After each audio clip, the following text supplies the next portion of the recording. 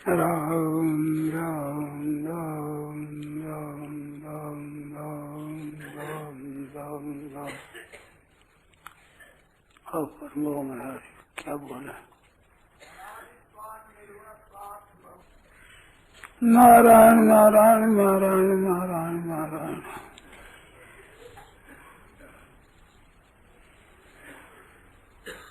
पीछे 28, 29, 30, 27 ये श्लोक है। इनमें जितने कार्य होते हैं प्रकृति के द्वारा होते हैं, पुरुष के द्वारा नहीं होती, ये बात कही है।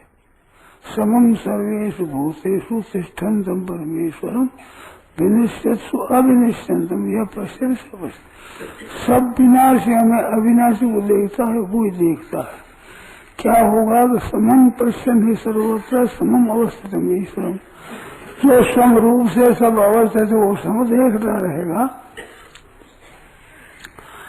तो वो अपनी हत्या नहीं करता, तो परम गति को प्राप्त हो जाता है। और सब जगह सम है, उसको न देखने से आत्मघाती होता है, अपनी हत्या करता है। नहीं नस्ते आत्मा आत्मतदेव करेंगे। उस प्रकृति से क्रियमाण सबके कर्म जितने होते हैं केवल प्रकृति के द्वारा होते हैं। ऐसे देखता है वो आत्मा को अकर्ता देखता है। और यदा भूत भाव एक स्तंभ संपूर्ण को एक परमात्मा से देखता है और उसी से विस्तार देखता है, तो ब्रह्म को प्राप्त हो जाता है। तो क्यों हो जाता है ऐसा? तो ये 31वां श्लोक है। ये जो है अनादित्वात् निर्गुणत्वात्, अनादि है निर्गुण है, दो विशेषण दिए। अनादि पहले कहा है 19वें श्लोक में कि प्रकृतिम पुरुषम चैव विद्यनादि उभाऊ उभऊ, अपनी दोनों अनादि है। अनादि होते हुए भी प्रकृति अनादि होती होगी, गुण है सत्यों गुणा प्रकृति संभवा। तो प्रकृति गुणों के सहित होती है। यह वेत्ति पुरुषम प्रकृति से गुण ही सह, ये गुणों के साथ रहने वाली है। और पुरुष है अनादित्वात् निर्गुणत्वात्, अनादि प्रकृति पर निर्गुण नहीं है। और अनादित्वात् निर्गुणत्वात्, ये गुण रहित है। गुण प्रकृति से उत्पन्न होते हैं और इसके नहीं है, साधु गुणों कोई संबंध नहीं। गुणों का संग कर लेता है तो जन्म बन जाता है। कारण गुण संगों से सदा सदी होनी जन्म। ऊंच नीच योनियों में जन्म होने में कारण गुणों का संग है। और ये स्वयं निर्गुण है, अनादित्वात् निर्गुणत्वात्, इसमें गुण नहीं है। और अनादि है, सदा से है, कभी से उत्पन्न नहीं हुआ है, स्वयं उत्पन्न नहीं होता है। उत्पन्न होता तो अनेक जोनियों में कैसे जाता, ऊंच नीच जोनियों में कैसे जाता, उस जाता है। और नित्य है, अगर नहीं रहता तो कैसे जाता, नहीं होता तो कैसे जाता। तो अनादि है और नित्य निरंतर रहने वाला है। परमात्मा एवं परम आत्मा है, परम शुद्ध आत्मा है और अविनाशी है।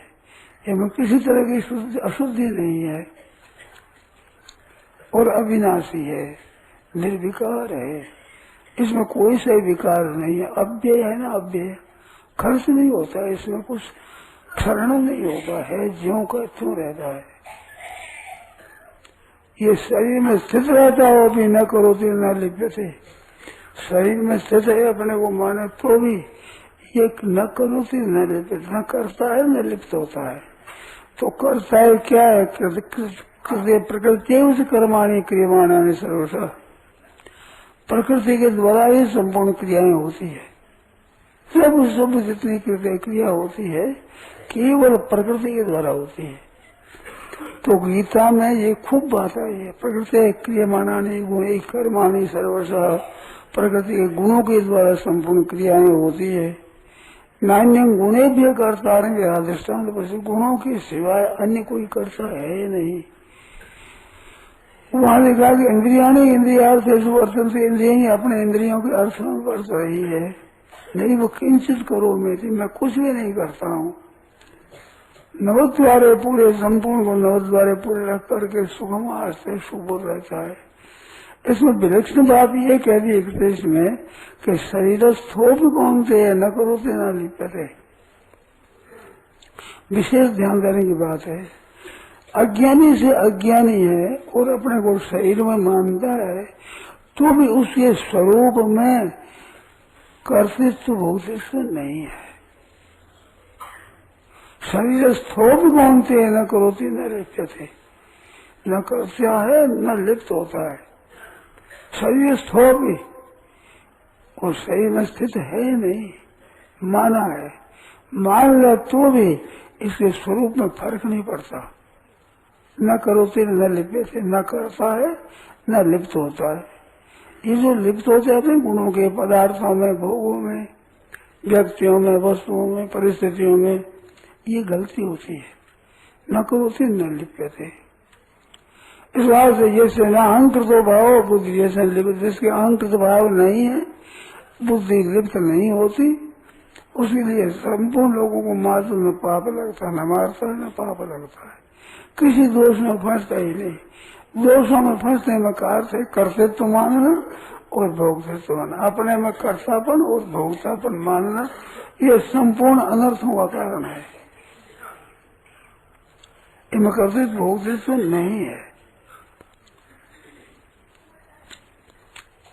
न करोति न लिप्यते, न लिप्यते भोक्तृत्व नहीं, कर्तृत्व नहीं है। तुम कर्ता मान लेता है, लिप्त हो जाता है गुणों में, तो उसने योनि में जन्म होता है। तो जिसके अहंकृत भाव नहीं है और बुद्धि में लिप्तता नहीं है, वो मुक्त हो गया। सर्वथा सर्वथा मुक्त है सदा ही। तो मुक्त है ये, मुक्ति होती नहीं है, नहीं स्वतः है।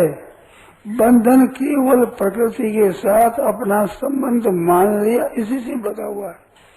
अगर ये न माने तो प्रकृति इसको जन्म मरण नहीं देती, संसार को जन्म नहीं देता, कोई किसी को सुख नहीं देता।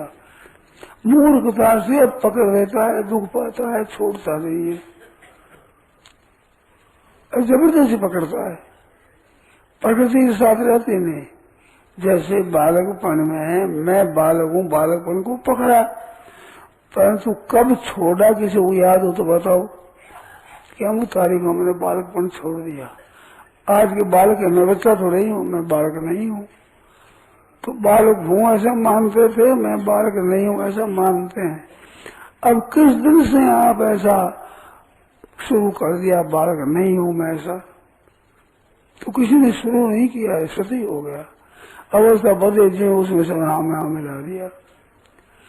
एक दिन में भी कितने स्वांग धारण करता है जिसका कोई पारावार नहीं। आप ध्यान दो थोड़ा। माँ बाप के सामने जाता है तो कहता है मैं बेटा हूँ, और अपने बेटा बेटी के सामने जाता है तो कहता है मैं बाप हूँ। उसको बोला जाए तू सच्ची बता, तुम बाप है बेटा है क्या है? मामा हूँ, नाना हूँ, चाचा हूँ, ताऊ हूँ, ऐसे अपने मानता है। तो उसको खुद पूछा जाए कि दूसरों की हाँ में हाँ न मिलाकर तू खुद बता कौन है तू? बाप है, बेटा है, पोता है, दादा है, चाचा है, ताऊ है, भाई है, क्या है? इसको कहते गुणों का संग। वो जैसे मेरे उसके हाँ में हाँ मिलाते हैं, हाँ में हाँ मिलाते हैं। इसी हाँ में हाँ मिलाने से जन्म मरण होते हैं। अगर ये न मिलावे, स्वांग के लिए कह दिया माँ है, बाप है, भाई है, मेरा बेटा है, स्त्री है, यूँ कह दिया, मन में सावधान रहे कि मैं वास्तव में नहीं हूँ। जैसे स्वांग में एक नाटक में स्वांग धारण करके और हरिश्चंद्र बन गया, तो हरिश्चंद्र हूँ ऐसा कहता है, कहते हुए भी कहता मैं हरिश्चंद्र नहीं हूँ, अभी बना हूँ। इस तरह से कहे माँ हूँ, बाप हूँ, बेटा हूँ, बेटी हूँ, केवल उस समय उसके लिए ही ये बात कहे, अपने लिए नहीं। इतनी सी सावधान रहेगा तो निहाल हो जाएगा। एक सुगम उपाय बताए, वो बहुत सुगम उपाय, हरदम सावधान रहे। न बेटा हूँ, न बाप हूँ, न भाई हूँ, न माँ हूँ, न बाप हूँ, मैं नहीं हूँ। ये शरीर को धारण किया तो आज शरीर के नाते कहता हूँ। जैसे एक पोशाक पहन ले तो उस पोशाक के अनुसार उस नाटक में अपना नाम धरता है। वो पोशाक का है, अपना नहीं है, और मानता ही नहीं, अपना नहीं मानता है। पोशाक है, उसका स्वांग है, उसके अनुसार कार्य करना है, पर तो मैं ये नहीं हूँ। ऐसी स्थिति याद रखो आप अनेक शरीरों को धारण करते हुए चले आ रहे हैं। अब एक शरीर में इसमें मैं यही हूँ कैसे मान लिया? वासांश जीर्णान यथा भी है, जैसे गीता में आया, अनेक कपड़ों को धारण करता है, पुराना छोड़ देता है, नया धारण कर देता है। तो नया धारण करने से उस दर्जी का बेटा हो जाता है। सही कपड़ा पहन लिया दर्जी का बनाया हुआ, तो दर्जी का बेटा तो नहीं हो जाता। ऐसे माँ बाप का दिया हुआ सही है, सही माँ ने दे दिया तो धारण कर लिया, वो सही तो नहीं हो गया। मैं शरीर मर जाता तो मैं मर गया, शरीर जी गया तो मैं जी गया, शरीर के रोग हो गया मैं रोगी हो गया, शरीर नहीं होगा मैं निरोग हो गया, शरीर के पास धन आ गया मैं धनवान हो गया। इनको समझा जाए तू धनवान कैसे हो गया और तू निर्धन कैसे हो गया? केवल पास में चीज जाने से उसको लेकर पकड़ करके और वही मैं हो गया मान लेता है।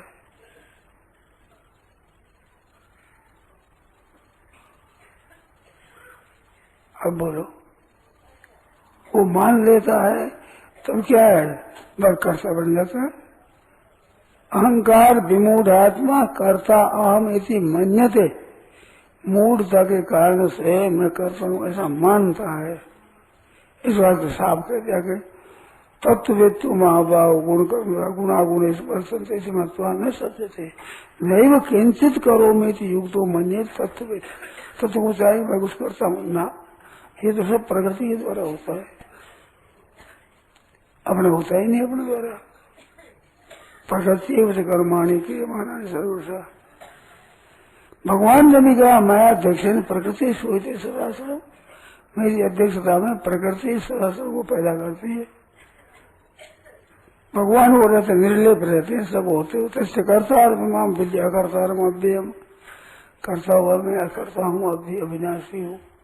ऐसे आप ऐसे कैसे रहते हैं? बालक जवान बूढ़े आप नहीं होते, शरीर होता है, शरीर के साथ हाँ मिला करके बालक हूँ जवान हूँ बूढ़ा हूँ हो गया।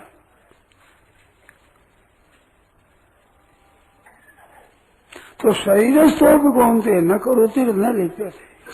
शरीर में स्थित होकर न करता है न लिप्त होता है। ये प्रकृति के द्वारा होता है, शरीर के द्वारा होता है, मैं नहीं होता हूँ।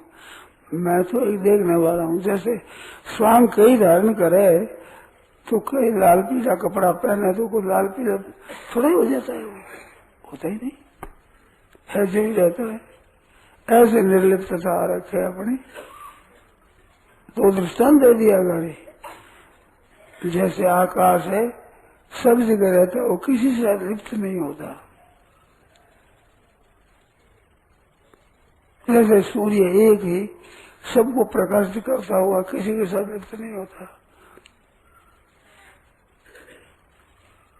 सर्वगतम सौष्वाद आकाशम नोपलिप्यते सर्वत्र अवस्थित देखा तथात्मा नोपलिप्यते, तो लिप्त होता ही नहीं। जैसे आकाश लिप्त नहीं होता, ऐसे सूर्य के प्रकाश से दुनिया काम करती है, मन किसी काम के साथ लिप्त नहीं होता। ऐसे प्रकाश है वो प्रकाशित करता है केवल। सूक्ष्मकाशम नोपलिप्यते सर्वत्र सर्वधात्मा नोपलिप्यते था बहुत पशु भाव एक सूक्ष्म आ गया।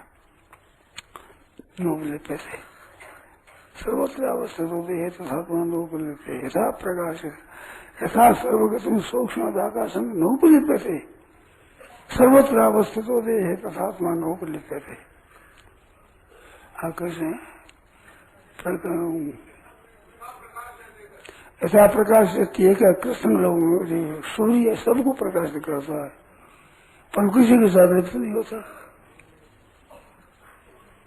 क्षेत्र क्षेत्र तथा कृष्ण प्रकाश है, संपूर्ण क्षेत्र को प्रकाशित करता है, पर किसी के साथ लिप्त नहीं होता। ये सूर्य और वायु को दो दृष्टांत दिया, पहले वायु का दिया है और सूर्य का दिया है। ये लिप्त नहीं होता। ऐसा सर्वगतम सूक्ष्म आकाशम नोपलिप्यते, आकाश लिप्त नहीं होगा। ऐसे ये रहता हुआ ये सब जगह रहता है, नित्य सर्वगत स्थान हो, ये नित्य है, सर्वगत है, स्थान है, असुरो अयम सनातन असर है। तो इसमें ये विकार नहीं है, शरीर में होने वाले विकारों को अपने में मान लेता है। अब यहाँ बैठा है कराची की दुकान और उसमें घाटा लग जाता है, यहाँ चिंता न लग जाता है, तो वहां नफा हो तो राजी हो जाता है, कोई संबंध नहीं उसके साथ, मान लेता है, राजी न दुख पाता है। वो मानने से दुख पा रहा है, न माने तो दुख है ही नहीं। सभी दुख मिट रहा नहीं, दुख मिटा कैसे? जीवन मुक्त कोई दुख नहीं होता। क्यों नहीं होता? दुख है नहीं, माना हुआ, छोड़ दिया तो मिट गया। बालक गिर जाए, चोट लग जाए, फूल अब ठीक है, ठीक हो जाएगा, समझ जाएगा। लग जाए, छोड़ा लगा दो रंग, अरे राम राम राम, खून आ गया, रोने लग जाएगा। पेड़ को उसकी हुई ना उसकी हुई, कुछ नहीं। एक बढ़िया खेत से आया, रात हो गई, एक बढ़िया आया खेत से, रात हो गई तो काकड़ी मत या कुछ कंधे पर कपड़े में बंधा हुआ था, तो दरवाजा में जो ही भीतर प्रवेश होता है आखिर गया, पड़ गया तो सामने काकड़िया पर आ गई। अब समझे काकड़ी खेत का काकड़िया वो पड़िया जो लगी सिर में, तो गड़ा हुआ फूट गया अंधेरा है उसमें, और राम राम राम लाग गई, देखो खून आ गया, हाथ पे तो बीज लग गया, वो कीड़ा पड़ गया इसमें, कीड़ा पड़ गया, अब रोए जोर जोर से, आए घर वाले क्या हुआ, क्या क्या देखो सिर फूट गया और कीड़ा पड़ गया इसमें। कहाँ कीड़ा लाया? प्रकाश किया, देखा कि ये तो काकड़ी का रस है और बीज है, कीड़ा नहीं है। पीड़ तो नहीं हुई, तो फिर होता कैसे? अब बोलो, अब कौन मना करे साहब? खून आ गया, अरे कीड़ा पड़ गया, अभी तो पहले कीड़ा ही पड़ गया, रोने लग गया, बड़ा पीड़ा हो गई, पीड़ा ही नहीं। ऐसे ही मान रहे मेरे धन चला गया, मेरा बेटा मर गया, तू जन्माता बेटा था तेरे साथ में कि नहीं? तो जन्मा भी चला गया, क्या हुआ तेरे? वो क्या गया बता, तेरे क्या हो गया? कि नहीं साहब हमारा बेटा मर गया। अब मर गया, रो बेटा, तो रो ले भाई, मुफ्त में धनवान हो गया, मैं तो निर्जन हो गया, बिल्कुल फालतू। ये तो बहता है, संसार है, होता रहता है, कभी धन हो जाए, कभी निर्धन हो जाए, कभी बीमार हो जाए, कभी स्वस्थ हो जाए। अब उसी में पकड़ रोने लग जाता है, हंसने लग जाता है। ना हंसना है तो रोना है भाई, तू कैसे रोना दुबेगी न माना, सो गए सुबह की तस्वीर है, पीता भय क्रोध, भय क्रोध, ये सदा मुक्ति है बस। तो ये न करो थी न लिप्त, एक खास चीज है ये दो, 31 में न करो थी न लिप्त। नारायण नारायण नारायण नारायण नारायण नारायण। यह प्रवचन परम श्रद्धेय स्वामी जी श्री राम सुखदास जी महाराज द्वारा गीता भवन स्वर्गाश्रम में ज्येष्ठ सुदी 10वीं विक्रम संवत 2047 श्री कृष्ण संवत 5216 तदनुसार दिनांक 3 जून 1990 को प्रातः नित्य स्तुति एवं प्रार्थना के बाद हुआ।